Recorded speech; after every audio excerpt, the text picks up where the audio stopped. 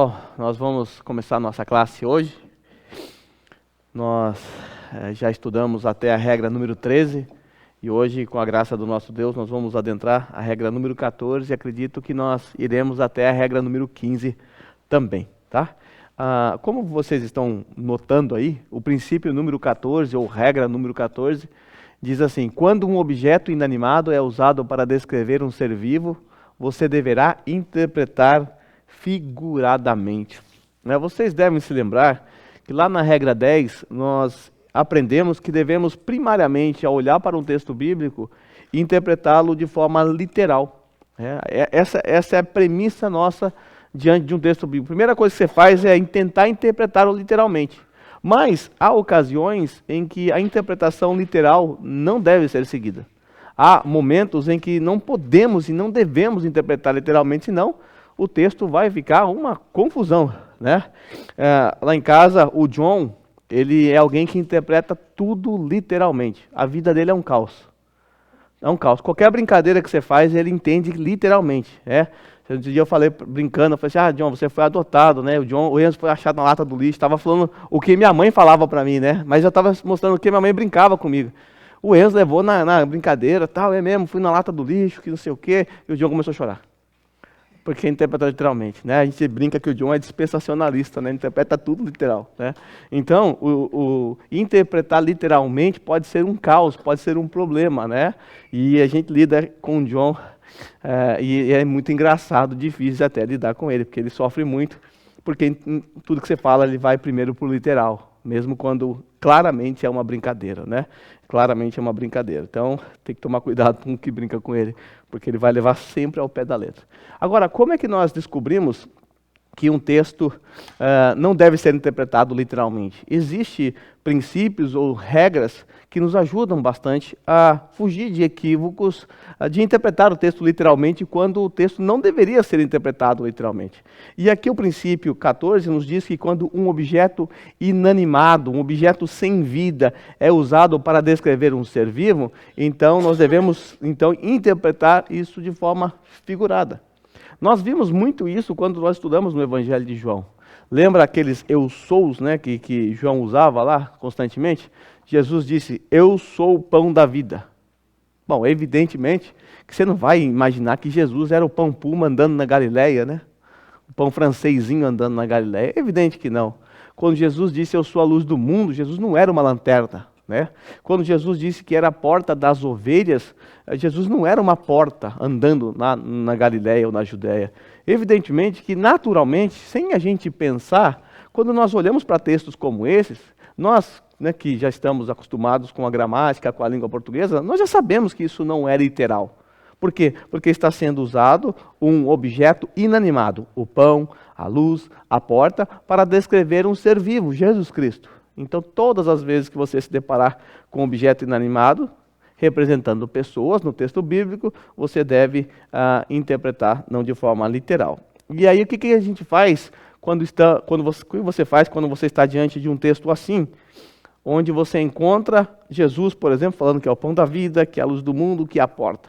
O que você deve fazer? Primeiramente, antes de tudo, você deve recorrer ao contexto para tentar entender o porquê que Jesus usou essa analogia ou essa ilustração acerca de si mesmo. E aí, ao olhar o contexto, você vai descobrir que havia um propósito, uma razão. Jesus não falou isso à toa. Por exemplo, quando Jesus disse que era a luz do mundo, isso está lá no capítulo 8 de João. O que temos no capítulo 8? A festa das cabanas. E como nós já aprendemos aqui no Evangelho de João, na festa das cabanas, era comum, era de praxe, o povo de Israel acender, num determinado momento da festa, que era o ápice da festa, 2 candelabros de quase 25 metros de altura. Aquilo iluminava todo o pátio do templo. Você deve se lembrar que a festa das cabanas era uma referência, a uma memória ao que Deus fez com o povo de Israel, quando os libertaram, quando os livrou do Egito, quando eles vagueavam pelo deserto. E no deserto eles eram guiados por uma coluna de fogo e uma nuvem. Então essa luz que era acesa no dia das festas das cabanas, em que eles ficavam uma semana dormindo em cabanas para lembrar o que os seus antepassados passaram. Então, em um determinado momento, eles acendiam aquela labareda de fogo, aquela coisa mais linda, que brilhava, era um espetáculo, para recordar de como Deus, de maneira poderosa, conduziu o povo lá no Egito. Então, nessa circunstância, nesse momento, Jesus disse: eu sou a luz do mundo. Quem me segue não andará em trevas. Então veja, que Jesus não simplesmente falou aleatoriamente, uma palavra solta. Tinha um propósito específico. Então compete a nós, hermeneutas, procurar a intenção de Jesus ou de qualquer outro. O apóstolo Paulo também usou isso, e tentar entender a intenção. Por que foi dito isso? Primeiro, você não vai interpretar literalmente. Você sabe que é uma figura de linguagem aqui. Você sabe que é uma ilustração. É uma analogia, às vezes. E agora você deve entender por que foi usado assim. Por que as pessoas fazem? O que realmente as pessoas fazem diante de textos assim?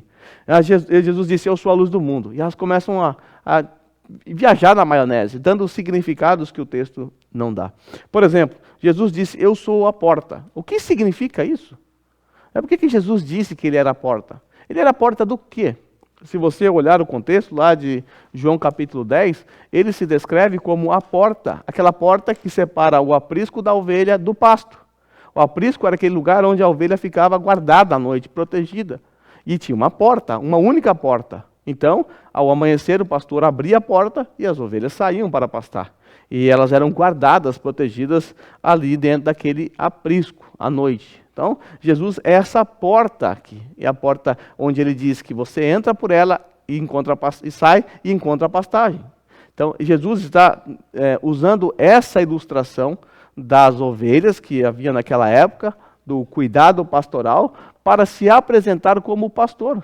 Depois ele vai dizer: eu sou o bom pastor dá a vida por suas ovelhas. Tá? Então é muito importante que você se atente a esse detalhe para não fazer bagunça na sua cabeça. Salmo 92:12 diz assim: os justos florescerão como a palmeira, crescerão como o cedro do Líbano. Veja, os justos florescerão como a palmeira. Imagine o justo ali, quem é justo, então vai nascer galho nele, vai nascer flores, né? Não faz o menor sentido, evidentemente. Outro exemplo disso está lá onde o Senhor Jesus disse: vós sois o sal da terra. Em que sentido nós somos sal da terra? O que Jesus quis dizer com essa expressão? Então é muito importante você sempre olhar o contexto da passagem. Por que Jesus nos chamou disso? Um outro clássico que eu quero apresentar para vocês, em que algumas vertentes teológicas se equivocam muito e erram nisso, é com relação à ceia do Senhor.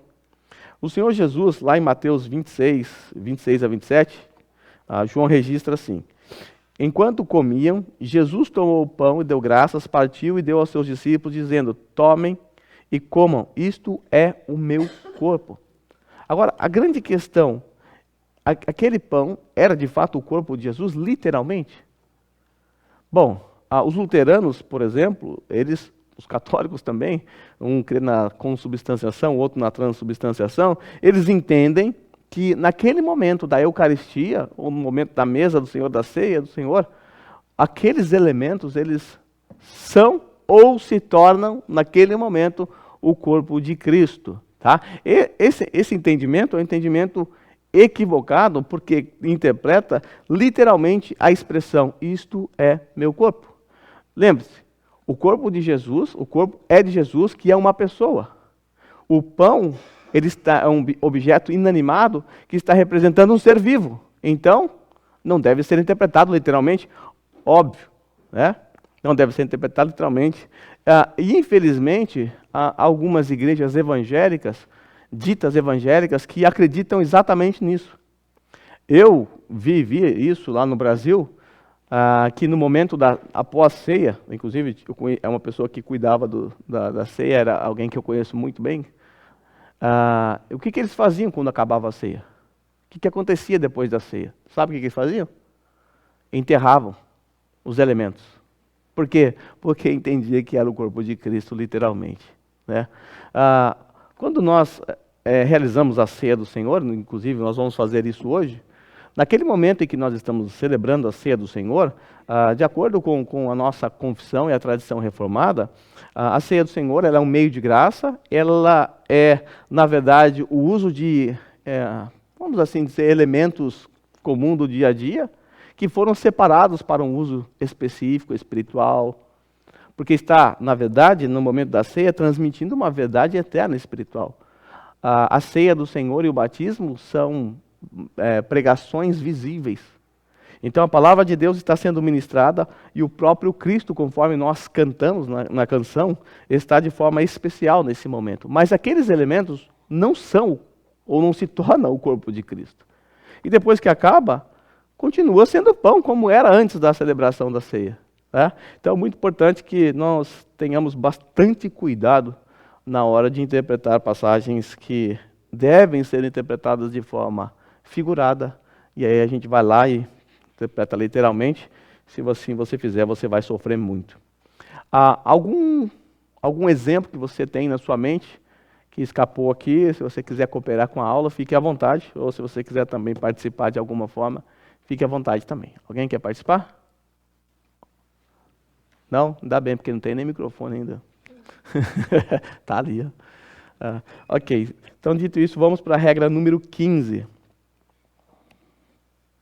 A regra número 15, ela também nos ajuda nesse sentido, tá?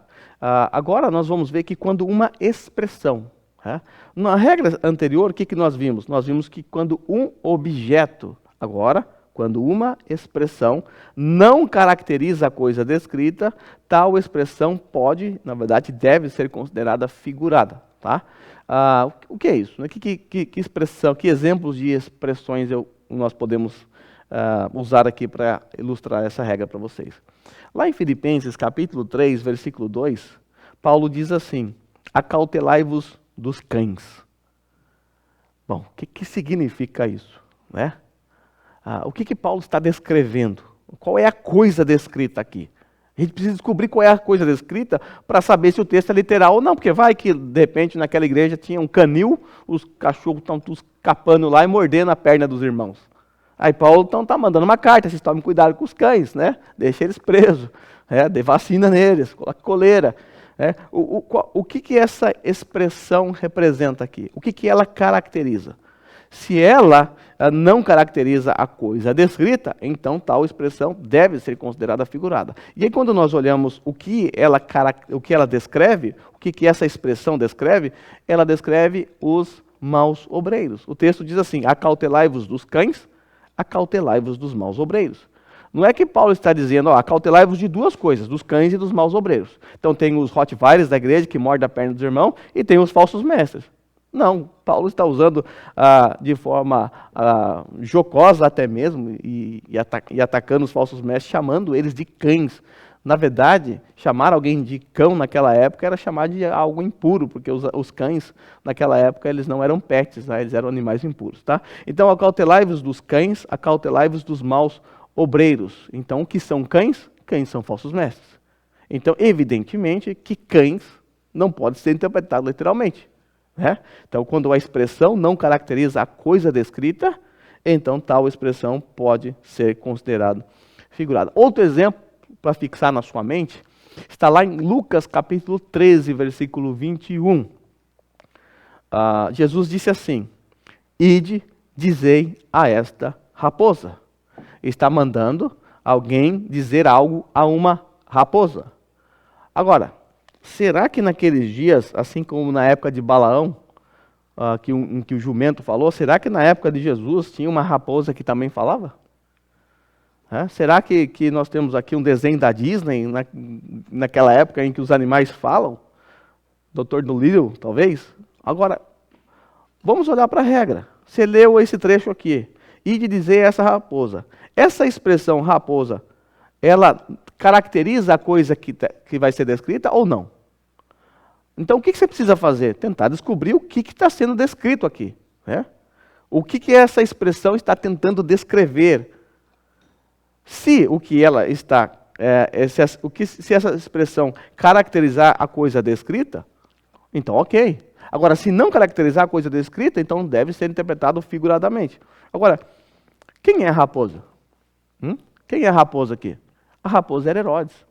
Né? Raposa era Herodes. Então, evidentemente, que esse texto deve ser interpretado não de forma literal.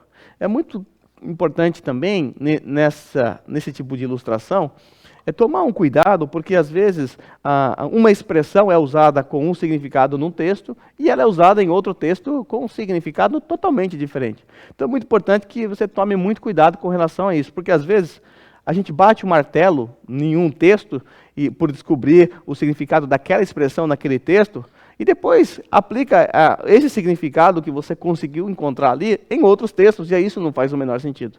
Isso traz confusão. Por exemplo, em 1 Pedro 5,8, aquele texto famoso que diz que o diabo anda ao nosso derredor como um leão. Então quem é o leão? O diabo. Tá? O diabo está sendo usado aqui para descrever, o leão está sendo usado para descrever a força do diabo, a sua ferocidade, a sua capacidade de devorar, de destruir as suas presas. Tá? Então o leão é quem? O diabo. Então todas as vezes que eu encontrar na Bíblia o leão, então é o diabo? Não. Inclusive, se você ler Apocalipse 5,5, lá é nos dito que Jesus é o leão da tribo de Judá. E agora? Quem é o leão? Jesus ou o diabo? Bom, tudo vai depender do contexto. Tudo vai depender do que a expressão quer representar. Tá? Então tome muito cuidado com isso, para que também você não saia por aí usando, por exemplo, uma expressão que você conseguiu identificar o significado dela, e aí você sai aplicando isso a todos os demais textos. É sempre importante interpretar cada texto à luz do seu contexto. Tá bom? Até aqui tudo bem? Alguém quer participar perguntando? Ou algum exemplo que veio à sua mente, que fugiu de mim, que eu não me atentei e não coloquei aqui? Não? Então tá bom. Então tome muito cuidado para não sair interpretando tudo literalmente. Eu disse a vocês que geralmente nós interpretamos o texto literalmente. Tá? Então eu estou mostrando para vocês duas ocasiões em que nós não devemos interpretar o texto literalmente, e essa é a segunda maneira de nós interpretarmos o texto de forma figurada. Nós vamos entrar agora numa regra que eu gosto muito, uma regra que nos ensina a interpretar parábolas. Há um tempo atrás, há uns 6, 7 anos atrás, por aí, eu preguei 10 sermões sobre parábolas na igreja, num tempo. Porque vocês estavam aqui, a maioria de vocês, né? Estava aqui já, Douglas? Estava, né? Estava. Então, eu sou alguém apaixonado por parábolas. E parábola é um troço onde as pessoas viajam na maionese.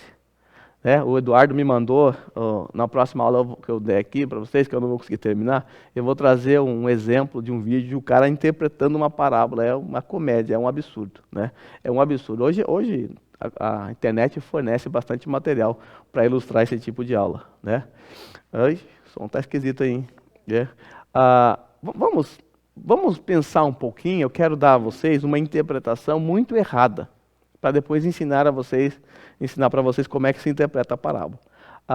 Tem a parábola conhecidíssima, né, a parábola do bom samaritano, todos nós conhecemos, que é a parábola do bom samaritano. Né? Você deve se lembrar do sujeito que caiu, passou o levita, passou todo mundo lá, ninguém deu a mínima para o cara, e veio a pessoa menos provável, o samaritano, que era odiado pelos judeus, inimigos judeus, foi lá, ajudou, e aqueles que deveriam ter ajudado não fizeram nada. Você deve se lembrar dessa história, desse contexto. Tá? Jesus está respondendo uma pergunta ali: quem é o meu próximo? Então, o próximo é aquele que você puder ajudar. Essa que é a resposta. E aí, veja como alguém interpretou isso no passado. O homem que caiu nas mãos dos salteadores é Adão. De onde tirou isso? Fruto da imaginação. Jerusalém é o céu, e Jericó representa a condição mortal do ser humano. E os salteadores, os ladrões? Os salteadores são o diabo e seus anjos, que roubaram a imortalidade da vítima. Com a surra que lhe dera, persuadiram a pecar, e quando o abandonaram semi-morto, o diabo e seus anjos deixaram o ser humano no estado que ele tem certa consciência de Deus, ao mesmo tempo que é oprimido pelo pecado. Nossa, que viagem na maionese. Agora, continua. Tem o sacerdote. O que o sacerdote simboliza? Diz aqui essa interpretação. O sacerdote simboliza a lei. O levita, os profetas. O bom samaritano é Cristo, que ao tratar os ferimentos do homem, procura restringir o pecado. Que viagem na maionese. O azeite representa a esperança. O vinho, o espírito fervoroso. Agora, o jumento, olha que absurdo, o jumento é a encarnação de Jesus. E aí o fato do homem ser colocado no jumento retrata a sua fé na encarnação de Cristo. Acho que sóbrio ninguém chegaria a essa conclusão aqui, mas enfim. A hospedaria, onde ficou o bom samaritano. A hospedaria é a igreja. O dia seguinte simboliza a ressurreição de Cristo. As duas moedas que foram usadas para pagar a hospedagem representam os dois princípios do amor, ou então esta vida e a vida futura. E o hospedeiro é o apóstolo Paulo. Bem, isso aqui é antigo, é viagem na maionese, mas não pense que a igreja atual está longe disso aqui. Basta você pegar qualquer parábola e jogar no YouTube. Se você não for de linha reformada, você vai ver o absurdo que é. Por exemplo, a parábola conhecida como parábola do filho pródigo. Como é que as pessoas interpretam essa parábola? Como que elas usam essa parábola? Essa parábola, geralmente, ela é usada para descrever desviado que voltou para a igreja. O texto tem nada a ver com desviado que voltou para a igreja. Tá? Então, nada a ver com isso. Agora, como é que nós interpretamos uma parábola? Eu quando preguei aqui, eu sempre bati nessa tecla. E você precisa gravar isso na sua mente. Na sua mente. Existe uma maneira muito fácil de você não viajar na maionese ao interpretar uma parábola. Então, guarde isso na sua mente. Uma parábola é sempre uma resposta dada. Parábola é sempre uma resposta dada. Ou a uma pergunta direta, Senhor, quem é meu próximo? Opa, parábola do bom samaritano. Ou a uma situação que exige do nosso Senhor Jesus uma resposta, e ele dá a resposta em forma de parábola. Então é muito importante que você entenda isso. Eu quero usar um exemplo com vocês de uma parábola muito conhecida. E vocês vão me ajudar nesse momento. Abra sua Bíblia em Mateus capítulo 25. Nós encontramos aqui a parábola. Vamos lá. Deixa eu mostrar para vocês até onde nós vamos. A parábola das 10 virgens. Tá? Nós vamos aí para a parábola das 10 virgens. Todos nós conhecemos a parábola das 10 virgens. Tenho certeza absoluta. Eu vou ler um trecho aqui e eu vou perguntar para vocês algo. Talvez eu já vou ser direto, né? Ao invés de ler a parábola. Nós vimos que algumas daquelas moças virgens que deveriam ter azeite na sua lamparina, elas não tiveram. Agora, me digam aí, ou o que você pensa, não tem problema você errar, ou depois você pode até dizer o que você acha que as pessoas dizem a respeito desse texto. O que significa faltar azeite na lamparina? O que significa isso? Olha lá, elas queriam óleo e não tinha óleo na lamparina dela, ou azeite, dependendo da sua versão. O que significa isso? Ou o que as pessoas dizem por aí? Ou o que você já ouviu por aí? Pode participar vocês têm que me ajudar a interpretar a parábola. Eu não sei o que significa, eu estou na dúvida aqui, eu preciso da ajuda de vocês, né? Falar no microfone. Então pode falar. Eu? Você quer falar? Vocês...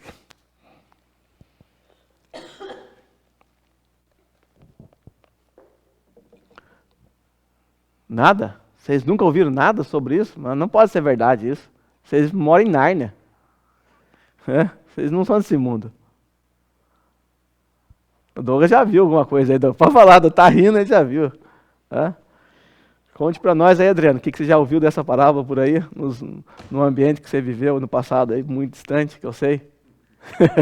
Conte-nos tudo, não nos esconda nada de nós. Vocês nunca ouviram nada, é sério mesmo? Vocês estão com vergonha de falar, porque tem pouca gente hoje, né? Então fala aí, Candião, você. O que significa aí, ou o que você acha que as pessoas pensam desse texto? O que eu acho que é que faltar o azeite é não estar preparado. A mulher não está preparada para o noivo vir, né? Uhum. Só isso que eu sei. Só isso, você consegue ver? Tá bom, não participou. Tem azeite aí? É meme meu lá, né? O que geralmente as pessoas dizem por aí, sobretudo no meio pentecostal, que o azeite é o Espírito Santo. Então, a maneira como... Você pode pesquisar na internet. Tá lembrando de alguma coisa, Sandra? Né? Tô lembrando, né? Seu passado te condena, meu filho. Seu passado te condena, né? As pessoas olham para esse texto e dizem que é o Espírito Santo. E a aplicação você tem que ser cheio do Espírito Santo. Porque quando Jesus Cristo voltar, você vai ficar de fora, porque você não tem o Espírito Santo, né? Ou seja, é possível você ter e não ter o Espírito Santo.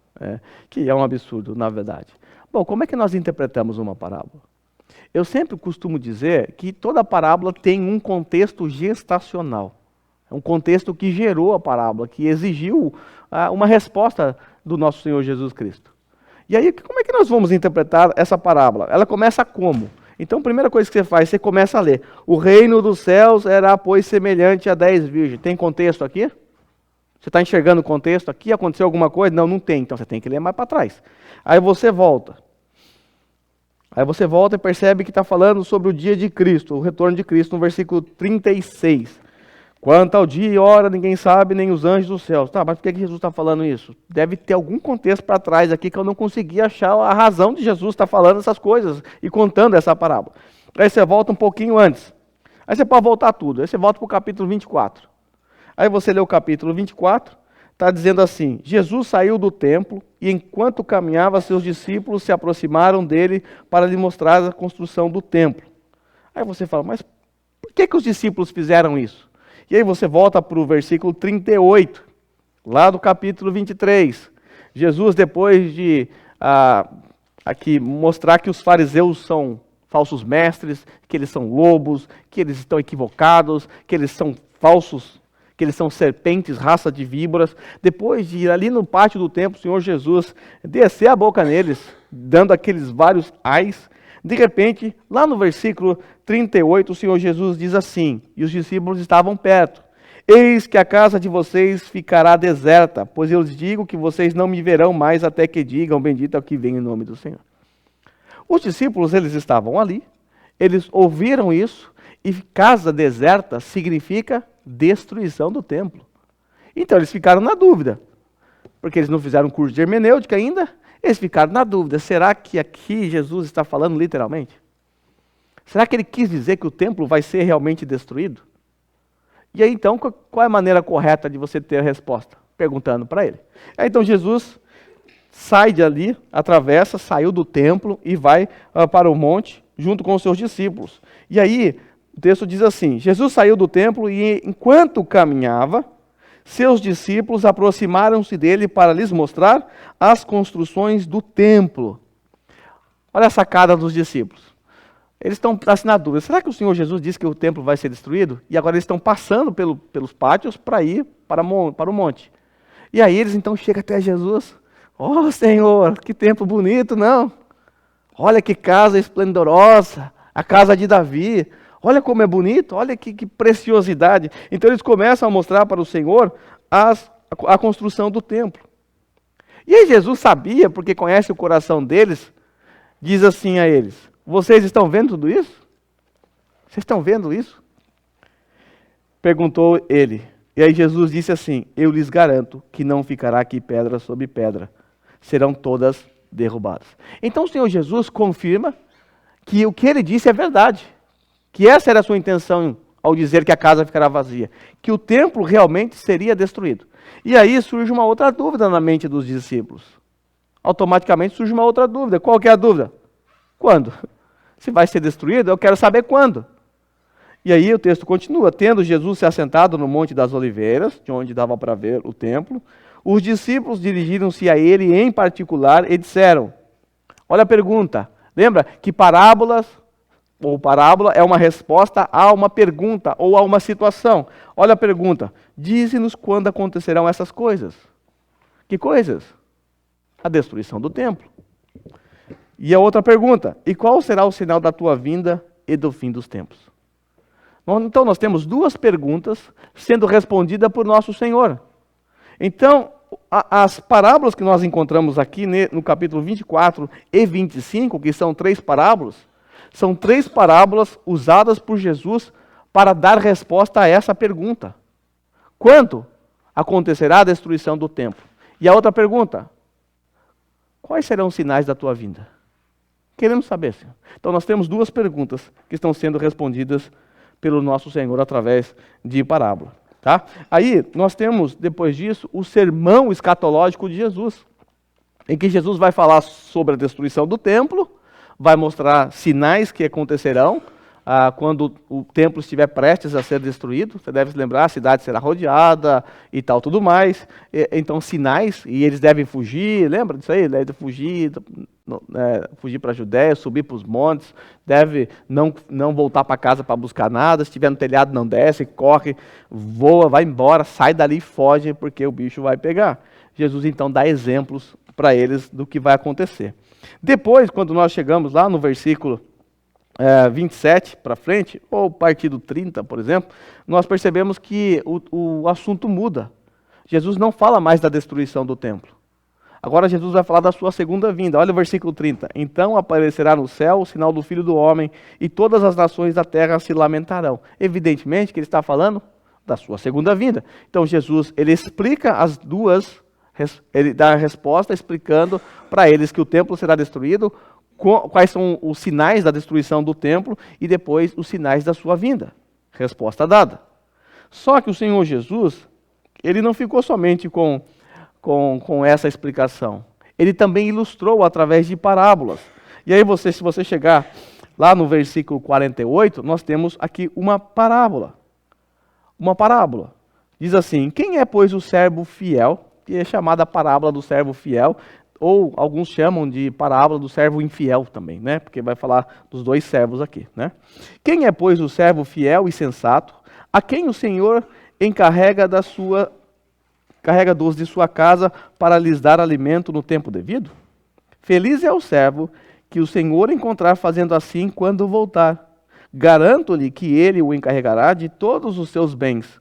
Mas suponha que esse servo seja mau, e diga a si mesmo, meu senhor está demorando. E então comece a bater em seus conservos, e a comer e a beber com os beberrões.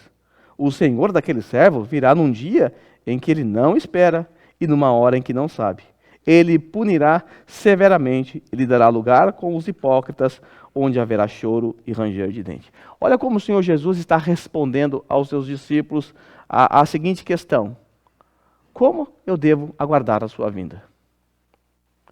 Como nós devemos aguardar a vinda do Senhor? E a resposta é não pressupor que ele vai demorar para voltar.